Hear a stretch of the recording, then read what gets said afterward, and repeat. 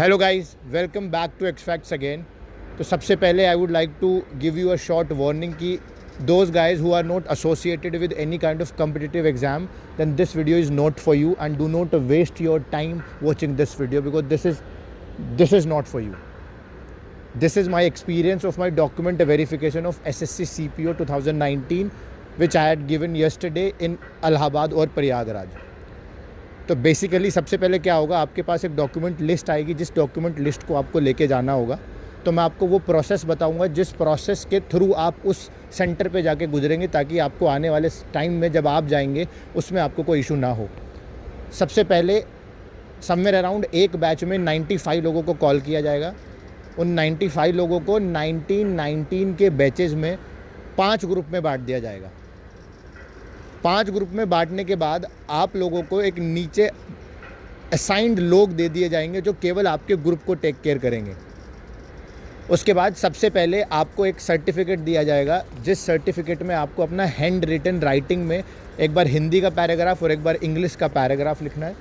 उसको लिखने के बाद आपको अपने डॉक्यूमेंट्स 10th की मार्कशीट, 10th का पासिंग सर्टिफिकेट, 12th की मार्कशीट, 12th का passing certificate, all your bachelor degrees marksheets, उनकी सारी फ़ोटोकॉपीज़, डिग्री की फ़ोटोकॉपी, योर आईडी की फ़ोटोकॉपी, और अगर आपके पास कोई कास्ट सर्टिफिकेट है उसकी फ़ोटोकॉपी, अगर आप ईडब्ल्यूएस से बिलोंग करते हैं तो उसका सर्टिफिकेट, उसकी फ़ोटोकॉपी आपको एक बंडल में इसी ऑर्डर में लगा देनी है और उसको स्टेपल करके ये वाला बंडल आपका सबमिट हो जाएगा।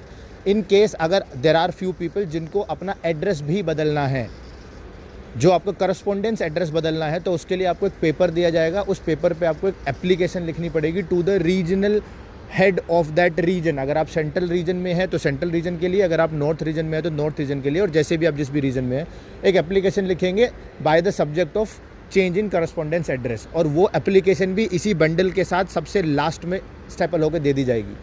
और लास्ट में जो सबसे ज़्यादा इंपॉर्टेंट चीज़ है वो आपका प्रेफरेंस फॉर्म है, जिस प्रेफरेंस फॉर्म को आपको बड़े ध्यान से भरना है, और प्रेफरेंस फॉर्म भी इसी बंडल का लास्ट पार्ट होके सबमिट होके वहाँ पे सबमिट हो जाएगा।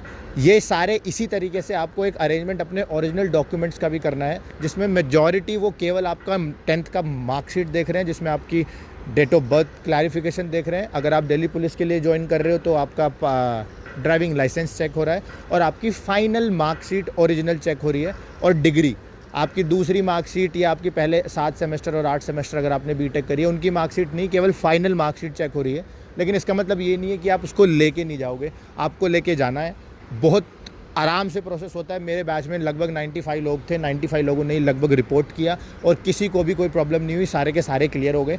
सबके पास अपने सारे डॉक्यूमेंट्स थे। हाँ, बट अगर आप अपनी सारी चीज़ें अलाइन रखेंगे, अपनी सारी चीज़ें ईजी वे में रिप्रेजेंट कर देंगे, तो शायद आपका काम जल्दी हो जाएगा।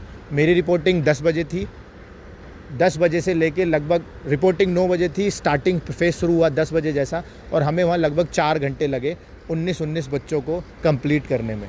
कोई इशू नहीं है, ये आपका फाइनल स्टेप है। इसके बाद जो आपने इतने सालों से कोशिश करी है 3 साल से अचीव करने की, may God give you that.